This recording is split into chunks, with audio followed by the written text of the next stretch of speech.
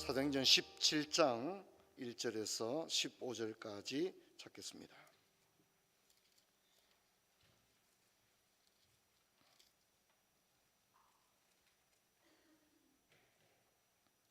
그들이 앞비볼리와 아볼로니아와를 다녀 데살로니가에 이르니 거기 유대인의 회당이 있는지라 바울이 자기의 관례대로 그들에게 들어가 새 안식일에 성경을 가지고 강론하며 뜻을 풀어 그리스도가 해를 받고 죽은 자 가운데 다시 살아나야 할 것을 증언하고 이래 내가 너희에게 전하는 이 예수가 곧 그리스도라 하니 그 중에 어떤 사람 곧 경건한 헬라인의 큰 무리와 적지 않은 기부인도 근함을 받고 바울과 실라를 따르나 어떤 유대인들은 시기하여 저자의 어떤 불량한 사람들을 데리고 때를 지어 성을 소동하게 하여 야손의 집에 침입하여 그들의 백성에게 끌어내려고 찾았으나 발견하지 못하며 야손과 및 형제들을 끌고 읍장 앞에 가 소리질러 이르되 천하를 어지럽게 하던 이 사람이 여기도 이르렀음에 야손이 그들을 맞아들였도다.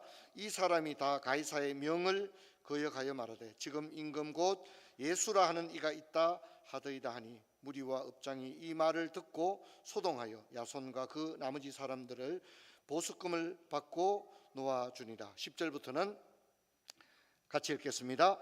밤에 형제들이 곧 바울과 실라와 베레아로 보내니 그들이 이르러 유대인의 회당에 들어가니라. 베레아에 있는 사람들은 데살로니가에 있는 사람들보다 더 너그러웠어 간절한 마음으로 말씀을 받고 이것이 그러한가 하여 날마다 성경을 상고하므로 그 중에 믿는 사람이 많고 또 헬라인의 기부인과 남자가 적지 아니하나 데살로니가에 있는 유대인들은 바울이 하나님의 말씀을 베레아에서도 전하는 줄 알고 거기도 가서 무리를 움직여 소동하게 하거늘 형제들이 곧 바울을 보내어 바다까지 가게 하되 실라와 디모데는 아직 거기 머물러 있더라. 바울을 인도하는 사람들이 그를 데리고 아덴까지 이르러 그에게 실라와 디모데를 자기에게 속히 오라는 명령을 받고 떠나니라. 아멘. 성도 여러분 반갑습니다. 여러분 아파트 화단에 어떻게 꽃망울들이 젖어지고 있는지 모르겠습니다. 그리고 여러분 베란다에 있는 하초들도 봄을 맞을 준비를 하고 있는지 모르겠습니다. 세상은 이렇게 소란한데 수목들과 하초들은 어김없이 묵묵히 말없이 계절을 준비하며 자신들의 계절의 순서를 기다리고 있습니다. 아마 우리 교회 옆에 궁산에도 진달래가 곧 필 것입니다. 30주년을 맞아 올 한해는 우리 교회가 복음 행동이라는 주제로 복음에 강한 교회라고 하는 표에 맞게 우리가 복음을 위해 헌신하고자 합니다. 성령님과 함께 올 봄은 우리 모든 일가 친척과 모든 이웃과 동료들에게 주 예수를 전하는 아름다운 진정한 생명의 봄이 되기를 주의 이름으로 축원합니다. 사도행전을 읽으면 베드로를 비롯한 사도와 바울의 선교 일대기가 나오는데 하나같이 상식적인 일은 하나도 일어나지 않습니다. 당연한 일은 일어나지 않더라는 거죠. 그리고 대부분 상식을 뛰어넘는 그런 복음의 역사들이 일어납니다. 오늘 우리가 살펴보려고 하는 복음의 열매라는 제목으로 살펴보려고 하는 사도행전 17장도 역시 그렇습니다. 우리 그림을 좀 보면서 제가 설명을 하겠습니다. 바울은 이제 2차 전도 여행 가운데 있게 되어지는데 드로아에서 빌립보, 오늘은 데살로니가, 베레아, 아덴, 그리고 이제 고린도로 이어지게 되어집니다. 여러분 바울은 이제 동방의 흑해를 향하여 복음을 전하려고 했죠. 하지만 하나님은 소아시아에 복음 전함을 허락하지 아니하시고 오히려 에게해를 향하여 바다를 건너가게 하는데 그게 바로 마게도냐였습니다. 그래서 바울은 드로아에서 이제 배를 타고 우리가 지난주에 살펴봤던 빌립보로 가게 되고 이제 오늘은 데살로니가 그리고 베레아 그리고 이제 밑으로 내려와서 아덴으로 합니다. 아테네죠, 아테네. 그리고 이제 고린도로 복음을 전하는 이런 일련의 과정을 거치게 되어집니다. 바울이 이렇게 복음을 전했던 이 길, 빌립보에서 데살로니가 그리고 아덴, 베레아로 이어지는 이 길은 여러분께서 이제 소위 말하는 성지순례를 가게 되면 성경 지리 여행, 제가 그렇게 표현하는 게 좀 더 정확하다고 했죠. 그래서 소아시아 지역으로, 바울 전도 지역으로 이제 성경 지리 여행을 떠나게 되면 여러분들께서 반드시 가게 되는 이 도로가 있습니다. 에그나티아라고 하는, 비아 에그나티아라고 하는 로마 시대에 만들어진 도로인데, 이것은 오늘날의 하이웨이입니다. 길이 굉장히 잘 만들어져 있고 마차들이 서로 상행 하행이 교차할 수 있는 6m 정도로 된, 물론 아스팔트나 콘크리트로 된 건 아니지만 마차가 진흙탕에 빠지지 않고 신속하게 접정 지역으로 군대가 이렇게 출동할 수 있는 그런 유명한 로마의 가도입니다. 여러분들께서 시노 나나미의 로마인 이야기를 읽으면 이 비아 에그나티아, 이 길이 나옵니다. 그래서 바울도 지금 2차 전도 여행에서 그 유명한 비아 에그나티아 이 길을 향해서 가고 있습니다. 그게 바로 데살로니가, 그리고 베레아, 아덴으로 이어지는 그 유명한 길을 가게 되어집니다. 그래서 바울은 빌립보에서 데살로니가로 가게 되는데, 이 데살로니가는 이 카산드로스라고 하는 정치인이 세운 도시인데, 빌립보처럼 굉장히 그 친황제의 도시입니다. 그래서 알렉산더 대왕의 누나의 이름을 따서 만든 도시입니다. 그래서 데살로니가가 되었는데, 바울은 이 도시에 가서 복음을 전하는데 새 안식일에 복음을 전했습니다. 그러니까 한 20일 정도 복음을 전한 거죠. 그리고 이제 어떻게 복음을 전했느냐, 뜻을 풀어, 이 말은 구약 성경을 강론한 것 같아요. 그리고 성경을 가지고 강해 설교를 했다, 이렇게 이제 이야기를 할 수가 있습니다. 그리고 이제 바울의 메시지의 요지는 여러분이 구약 성경에 읽게 되는 그 메시아, 메시아는 구약 언어이고요, 메시아를 헬라어로 번역을 하게 되면 그리스도가 되는 겁니다. 그리스도. 그러니까 메시아와 그리스도는 똑같은 뜻이죠. 그래서 여러분이 구약 성경에 대망하고 있는 그 메시아, 여러분이 기다리는 메시아가 내가 여러분에게 말하는 이 나사렛 예수가 바로 구약 성경에 기록된 메시아다, 그렇게 이야기를 하고 있습니다. 우리는 바울의 데살로니가에서의 선교 사역을 보면 그저 우리 전도할 때 단순히 교회 나오세요 이것 가지고는 안 된다는 사실을 알 수 있습니다. 한번 따릅시다. 성경을 가지고 복음을 전했다는 겁니다. 주 예수를 믿으라, 그리하면 너와 내 집이 구원을 얻으리라, 그렇게 했습니다. 그래서 여러분, 우리가 성경 잘 몰라도 전도할 때 최소한 성경 한 구절을 여러분 전도하는 사람들에게 꼭 이야기해 주게 되기를 바랍니다. 이제 전도해야 되는데 큰일 났습니다, 그죠? 그래서 우리가 잘 아는 요한복음 3장 16절이 참 좋은 성경이죠. 하나님이 세상을 이처럼 사랑하사, 이렇게 복음을 전하는 겁니다. 그리고 주 예수를 믿으라, 그리하면 너와 내 집이 구원을 얻으리라. 수고하고 무거운 짐진 자들아 다 내게로 오라, 내가 너희를. 그런데 여러분, 이 하나님의 말씀은 성경에 뭐라고 그랬죠? 성경에 하나님의 말씀을 뭐라고 이야기하고 있어요? 씨라고 이야기합니다. 씨. 그렇죠? 씨를 뿌리는 거죠. 복음의 씨를 뿌리는데, 여러분, 이 복음의 씨, 하나님의 말씀은 살아있는 씨, 살아있는 말씀입니까? 아니면 죽은 씨입니까? 살아있는 거죠, 그죠? 살아있는 거죠, 그죠? 살아있는 씨입니다. 그래서 여러분, 그 복음의 씨가 우리 전도하는 사람들의 하나님의 말씀을 우리가 요한복음 3장 16절 또 이렇게 전해주게 되면 그 말씀이 그들의 심령밭에 떨어지게 되고 그 말씀이 그들의 심령에서 역사하게 될 줄로 믿습니다. 할렐루야. 그 믿음을 가져야 됩니다. 그래서 이제 우리가 이제 전도할 때 그냥 교회 나오세요, 그러지 마시고 한번 따라 주 예수를 믿어라, 수고하고 무거운 짐진 자들아, 하나님이 세상을 이처럼 사랑하사, 그런 말씀을 여러분에게 이야기해 줄 수 있게 되기를 바랍니다. 그리고 매우 인격적 관계고 서로 신뢰하는 관계라면 때로는 그들이 힘들어하고 어려워하는 그런 분들이 있으면 김 선생님, 내가 김 선생님을 위해서 잠시 기도해 드려도 될까요? 뭐 그렇게 이야기할 수 있는 관계가 있잖아요. 그렇죠, 그죠? 그렇게 이야기해도 조금 더 신뢰가 되지 않는 그런 관계에 있으면 여러분 그냥 전도지만 주지 마시고, 또 물론 그분들이 교회 오고 안 오고를 떠나서 여러분들은 우리가 왕 같은 제사장이기 때문에 여러분 우리는 사람들을 하나님께로 인도하는 제사장적 그런 역할을 할 수 있습니다. 우리는 타인들을 위하여, 남을 위하여 돕는 도구의 기도를 할 수 있는 줄로 믿습니다. 그래서 그를 위해서 간절히 기도해 주기 바랍니다. 어렵지 않습니다. 기도에 서로 신뢰하는 인격적 관계에 있는데 기도해 주겠다 그러는데 왜 당신이 뭔데 나한테 기도하느냐? 물론 그런 사람한테는 기도해도 되겠습니까? 이런 말 하면 안 되겠죠, 그죠? 그러나 관계가 충분히 서로를 위해서 기도해 줄 수 있는 그런 관계에 있다면, 여러분 제가 뭐라고 그랬죠? 말씀도 이야기해 주고, 할 수 있다면 뭐도 해주라고요? 기도도 해줄 수 있게 되기를 바랍니다. 그럴 때 역사가 일어납니다. 그래서 우리는 이제 복음 전도에서 반드시 성경을 이야기해 주는 것과 또 중요한 것은 주 예수를 믿는 것입니다. 여러분 이것이 중요합니다. 그래서 그 사람의 눈높이 접촉점에서 출발해서 성경을 자세히 풀어줄 수 있는 것이 중요합니다. 그래서 성경이 이렇게 얘기합니다. 우리가 뭐 제자 훈련 꼭 받고 안 받고를 떠나서 소망의 이유를 묻는 자들에게 그 이유를 말할 것을 준비하라, 성경이 그래 말하잖아요. 왜 당신은 예수 믿습니까? 당신은 나보다 형편이 힘들고 뭐 몸도 시원찮은데 어떻게 표정은 나보다 더 밝으냐?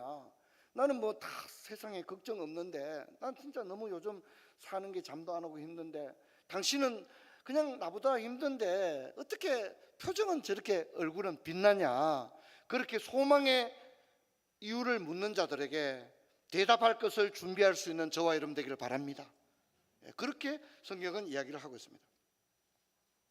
여러분, 하지만 데살로니가에서 이제 바울은 빌립보에서와 마찬가지로 핍박을 받고 데살로니가에서 이제 그 도시를 떠날 수밖에 없는 그런 상황이 되었습니다. 그래서 도착한 곳이 베레아였습니다. 베레아의 특징이 뭡니까? 베레아도 데살로니가와 비슷한 형태로 선교를 진행했는데 이제 회당에서 복음을 전했습니다. 똑같죠? 데살로니가에서도 회당에서 복음을 전했고 또 베레아에서도 회당에서 복음을 전했는데 데살로니가에서와 다른 반응이 일어났습니다. 데살로니가의 사람들은 좀 험했습니다. 바울을 막 아주 괴롭히고 쫓아내고 소동을 일으키고 고소고발하고 막 그렇게 했죠. 그런데 베레아는 데살로니가와는 정반대해서 성경이 뭐라 합니까? 신사적인 사람들이었다는 거죠. 너그러웠다, 아주 젠틀했다는 겁니다. 그리고 이제 말씀을 전할 때도 뭐 그냥 그런가 보다가 아니라 이 사람들이 아주 진지한 자세로 그 바울이 전한 말씀을 그러한가 하여 성경을 읽기도 하고 묵상해 보기도 하고 깊이 고민해 보기도 하고 그랬다는 겁니다. 한마디로 말하면 뭡니까? 복음에 대해서 굉장히 진지한 사람들이었던, 도시 전체가 그런 분위기를 가졌습니다. 그들은 지성적이었고 고상했습니다. 정중했고 기족적인 사람들이었습니다. 태도만 그런 것이 아니라 매우 진지했습니다. 그래서 배운 말씀을 그런가 하여 그런 마음을 가지고 날마다 성경을 상고했습니다. 가볍게 적극적으로 복음을 받아들인 것이 아니라 매우 진지하게 성경을 읽고 학자처럼 열린 마음으로 성경을 접근했다는 것입니다. 바울은 베레아 사람들의 태도에 너무 놀랐습니다. 어떻게 이런 사람들이 다 있나, 그런 생각을 했습니다. 우리 교회에서 이제 매년 지역 어르신 경로 초청을 하면 할아버지 할머니들이 뭐 엄청나게 오시거든요. 150명 200명이 옵니다.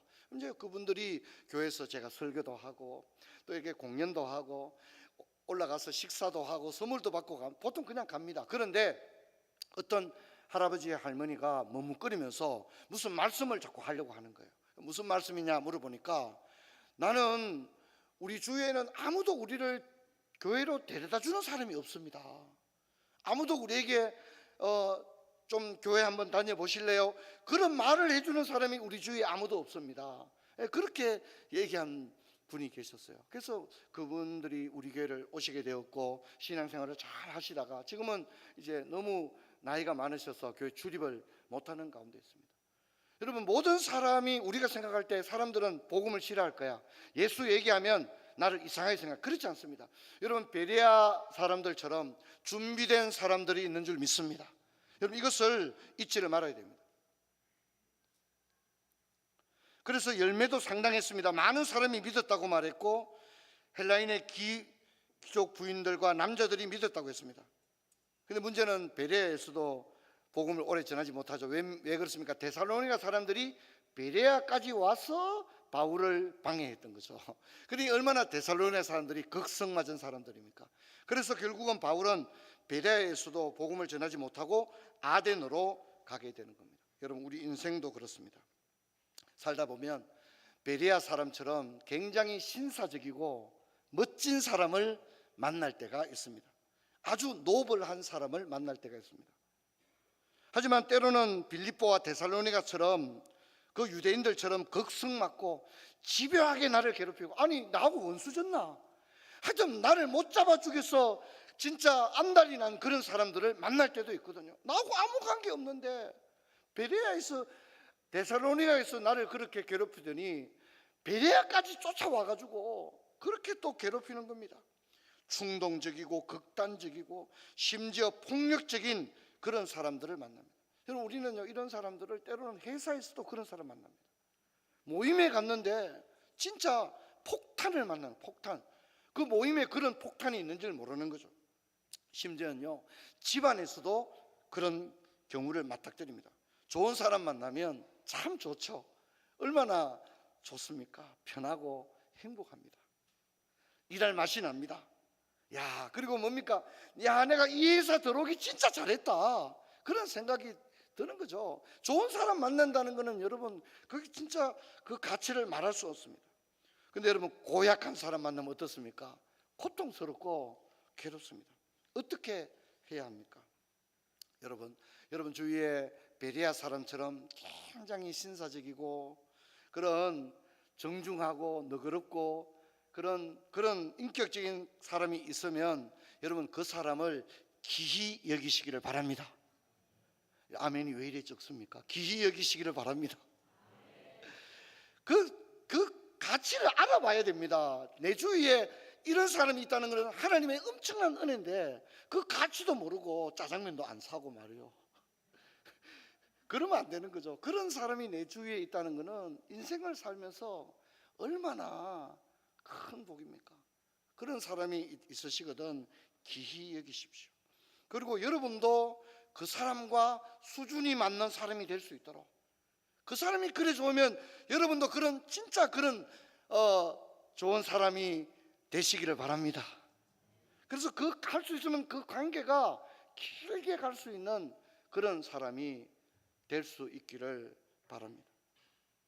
하지만 인생이 꼭 그렇지는 않습니다. 그렇지 못한 사람도 만납니다. 냉정하고 사무적이고 말 한마디 붙이기 두려운 사람이 있고, 저 사람하고 말 잘못했다가 집에 가서 잠도 안 옵니다. 심지어 악의적인 사람, 나를 이용해 먹으려는 사람이 있습니다. 근데 여러분, 이것이 현실이고 이것이 세상입니다. 여러분, 우리는 그런 사람들 만나면 어떻게 해야 됩니까? 괴롭죠. 그러면 우리는 그리스도인으로서 그들에 대해서 어떻게 해야 됩니까? 신실하고 또 그들을 존중하고 또 그들에 대해서 때로는 내가 관계 속에서 고통을 겪더라도 인내하면서 그렇게 나간다면, 오늘 제가 읽었던 그 설교 처음 시작할 때 읽었던 그 성구 혹시 기억나십니까? 잘 모르시거든 집에 가서 유튜브로 찾아보십시오. 시편 37편을 제가 읽었습니다. 그래서 앞에만 읽었는데 뒤에 끝까지 읽으시면 오늘 설교 말씀과 똑같은 말씀이 거기 계속 시편 37편. 그리고 이 말씀은 제가 지난 몇 년 진짜 힘들고 어려웠을 때 이 말씀 때문에 제가 진짜 너무나도 힘을 얻었던 그런 구절입니다. 전도도 마찬가지입니다. 너무도 마음이 열리고 준비된 베레아 같은 사람도 있지만 진짜 전도는커녕 요구만 듣게 되는 데살로니가 같은 사람도 있습니다. 이미 몇 차례 말씀을 드린 것처럼 우리가 복음을 전할 때 영적 전쟁이기 때문에 내가 생각지도 못한 일이 일어날 수 있다는 사실을 계산해 넣어야 합니다. 그럼에도 불구하고 복음을 전하는 일은 아름답고 가치 있는 일입니다. 이제 바울은 빌립보에서 데살로니가에서 베레아, 그 다음에 이제 아덴으로 나가게 되는데 우리가 16절부터는 읽지 않았던 본문입니다. 이제 여러분, 아덴은 어떤 도시입니까? 아덴은 아테네입니다. 아테네 지금도 있죠.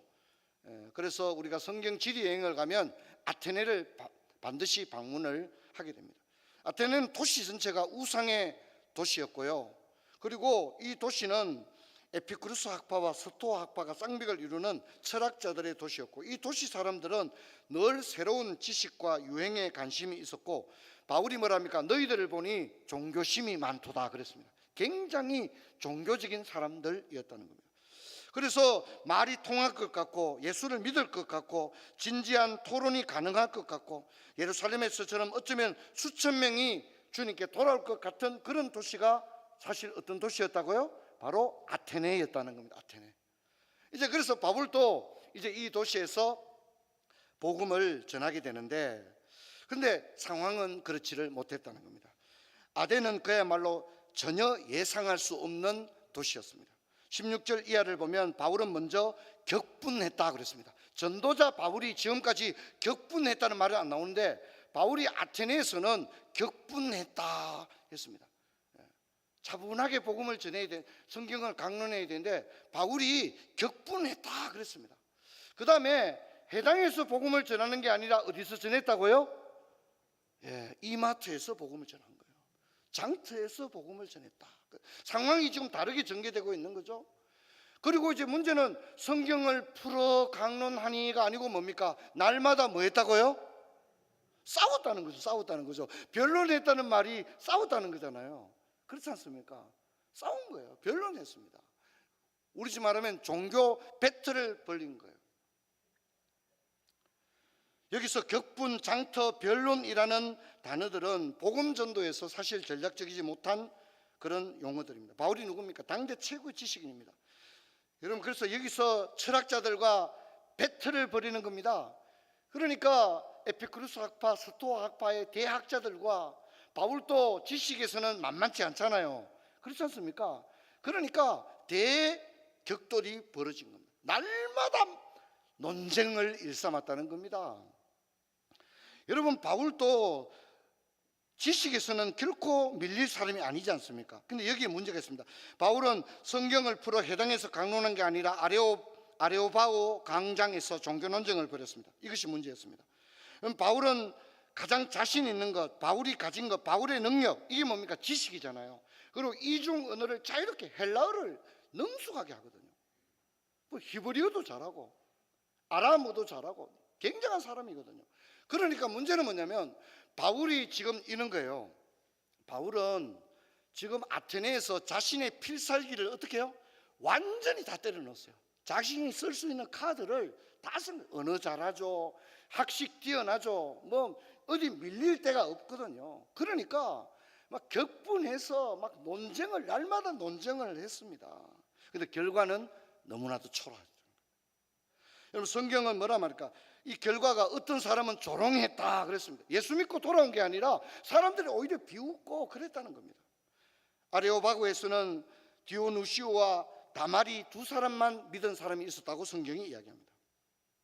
성도 여러분, 우리가 뭐 인생도 마찬가지고요.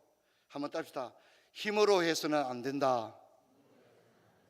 너무 내가 가진 힘으로 막 한번 해보려고 그러면 기분은 좋죠. 내 힘이 있으니까. 힘이 없는 것도 아니고 힘이 있고 지식이 있고 돈도 있고 사회적 커리어도 있고 그럼 마음껏 한번 써보는 겁니다. 그 카드 막 진짜 완전히 필살기를 다 써보는 겁니다. 근데 여러분, 그렇지 않습니다. 여러분, 우리가 전도할 때도 직장 상사라고 해서 우리 사무실 사람들 다 푸른 초장길로 오세요. 그건 전도 안 됩니다. 그런 전도는 불가능합니다. 여러분, 전도는요, 직장의 상하 관계 속에서 전도는 불가능합니다. 그것은 아름다운 열매를 맺어서 그렇습니다. 인격 대 인격으로 다가가야 합니다. 집안 사람들을 해서 손 아래 사람들 그냥 교회에 데려올 수 있습니까? 여러분, 그런 전도는 실패합니다. 손 아래 사람들에게 이래라 저래라 안 됩니다. 시어머니가 며느리한테 다음 주 교회 와라, 그건 전도가 안 됩니다. 더군다나 변론하는 거, 말싸움 하는 거, 이건 전도에서 최악입니다. 여러분, 그런 방법으로 전도는 안 하는 게 낫습니다. 전도는 그냥 관계가 깨어지게 됩니다. 그럼 저희 집이 6남매인데 저희 집 얘기 자꾸 해가지고 위에 형님을 필두로는 박정희 대통령을 존경하는 분들이시거든요. 그런데 우리 다른 데서 오신 형수님 가운데는 노무현 대통령님을 얼마나 존경하는지 모릅니다. 그런데 이것 때문에 대판 싸운 거예요. 엄청나게 싸운 거예요. 그래가지고 형님하고 그냥 설날 떡국도 안 먹고 서울 올라가 버렸습니다. 야단이 나버렸습니다. 그래서 제가 그랬죠. 제발 죽은 사람들 가지고 싸우지 말자. 그분들 다 돌아가셨는데 그런 겁니다. 문제는 뭐냐면 참 그 일 때문에 우리 집안의 전도가 막힌 거예요. 형제 간에 대판 싸워보니까 무슨 문제로요? 정치 가지고 박정희 대통령이냐 노무현 대통령이냐 뭐 대판 싸워버린 거예요. 그러니까 지금도 교회를 안 나옵니다. 너무 마음이 아픈 거예요. 제가 우리 교회에서 정치 얘기 가능하면 어떻게 해요? 집에 가서도 여러분 혼자 정치 얘기하세요. 정치 얘기하려면 그냥 베란다에 나가서 혼자 막 계속 막 유튜브에서 받는 거 계속 얘기하고 그냥 유튜브에 자료도 막 공중에 막 날리세요. 막 공유하고 그걸 혼자 하셔야 됩니다. 여러분 그렇게 했다 전도문이 막힙니다. 전도문이 막힙니다. 저도 정치 얘기 얼마든지 할 수 있지만 강단에서 왜 안 하겠습니까? 강단에서 왜 안 하겠습니까? 여러분 그 정치가 매우 중요한 것은 틀림이 없지만 여러분 그 정치가 우리에게 생명을 가져다 주는 것은 근본적으로는 아니다. 그래서 여러분 우리가 복음을 전하기 위해서는 굉장히 신중해야 됩니다. 할렐루야. 오늘 바울이 자기가 가진 힘을 어떻게 했다고요? 마음껏 사용했는데 결과가 열매가 좋았어요? 안 좋았어요? 안 좋았습니다. 여러분 그러면 안 됩니다. 여러분 잊지 마십시오. 한번 따릅시다. 불신자들은 말을 듣는 것이 아니라 태도를 보고 있다. 태도를 보고 있는 거예요. 오히려 말을 적게 사용해야 되는 거예요. 말을 진짜 막 적게 사용하고 막 여기서 막 뭐 꺼내야 되는 거예요. 막. 아시겠죠? 막 꺼내가지고 오히려 돈을 쓰고 그래야 되는 거지.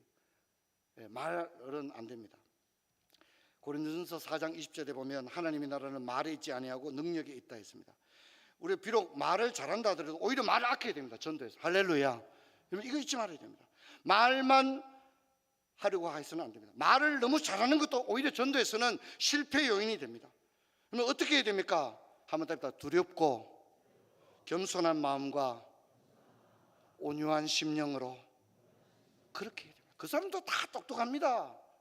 그 사람도 다 똑똑하기 때문에 오히려 두렵고 겸손한 마음과 온유한 심령으로 하게 되면 자석이 다 이렇게 끌려오듯이 그들이 마음의 문을 열게 되는 거예요. 할렐루야. 내가 너무 말을 많이 하고 막 내가 가진 힘을 막 그 사람한테 힘을 써버리게 되면요 오히려 마음의 문을 어떻게 해요? 닫아버리게 되는 거예요. 닫아버리게 돼요. 여러분 우리는 데살로니가와 베레아 그 다음에 아덴에서의 선교를 보면 데살로니가와 베레아는 비록 짧은 기간 동안 복음을 전했지만 수많은 사람이 죽게 돌아갔습니다. 하지만 아덴은 바울이 모든 필살기를 다 쏟아붓고도 열매가 거의 없었습니다. 이처럼 우리 인생도 그렇습니다. 내가 가장 잘하는 데서 오히려 실패할 수 있습니다. 그리고 내가 가장 못하는 데서 오히려 내 인생의 열매가 맺힐 수 있습니다. 그래서 내가 가진 것 너무 자랑해서는 안 됩니다. 별로 기대하지 않았는데 놀라운 열매를 맺는 경우도 있습니다. 그래서 우리는 인생길에서 늘 겸손해야 됩니다. 힘이 있다고 능력이 있다고 권력이 있다고 그걸 의지하거나 그걸 막 함부로 막 사용하게 되면 안 됩니다. 오히려 힘을 감추고 힘을 또 다 써도 안 됩니다. 힘을 빼야 됩니다. 내 힘, 내 능력만 믿지 마시고 하나님의 일하심과 하나님의 은혜, 하나님의 역사를 바라볼 수 있는 저와 여러분 되기를 바랍니다. 전도도 마찬가지입니다. 교회 사역도 인생도 마찬가지. 그래서 바울은 이렇게 고백합니다. 고린도서 12장 10절 같이 읽겠습니다. 그러므로 내가 그리스도를 위하여 약한 것들과 능력과 궁핍과 곤란을 기뻐하노니 이는 내가 약할 그때에 곧 강합니다. 할렐루야. 성도 여러분 힘이 있다고 자랑하지 마시고 힘이 없다고 낙심하지도 마세요. 할렐루야. 힘이 있다고 힘만 믿지 마시고 힘이 없다고 기가 죽어 있어도 안 돼요. 하나님이 계신데 약할 때 주님의 은혜가 더 특별하게 임하는 거예요. 그래서 여러분 우리는 오직 주님만 바라보면서 우리 인생도 또 이제 이 다가오는 이 봄에 여러분 가정과 직장에도 또 우리가 전도하는 일에도 교회에도 소망스럽고 아름다운 일들이 넘쳐나게 되기를 주의 이름으로 축원합니다. 자리에서 일어나겠습니다. 아버지 감사합니다. 오늘 바울은 2차 전도 여행에 데살로니가와 베레아에서는 얼마 복음을 전하지 못했는데도 놀라운 열매가 맺어졌고 아덴에서는 바울의 모든 필살기를 다 쏟아 넣었지만 아버지 하나님, 너무나도 초라한 열매를 맺었습니다. 우리 인생도 그러한 줄 압니다. 힘이 있다고 자랑하지 말게 하시고, 자신 있지 말게 하시고, 힘이 없다고 낙심하지 않게 하시고, 늘 합력하여 선을 이루는 하나님 바라보고 나아간다면 그 어느 때보다 풍성한 열매를 주실 줄로 믿습니다. 우리 성도님들, 올 한 해, 이번 한 주도 살아갈 때에 이 말씀 기억하고 나아가는 저희들 되게 하여 주옵소서. 주 예수 그리스도 이름으로 기도하옵나이다. 아멘.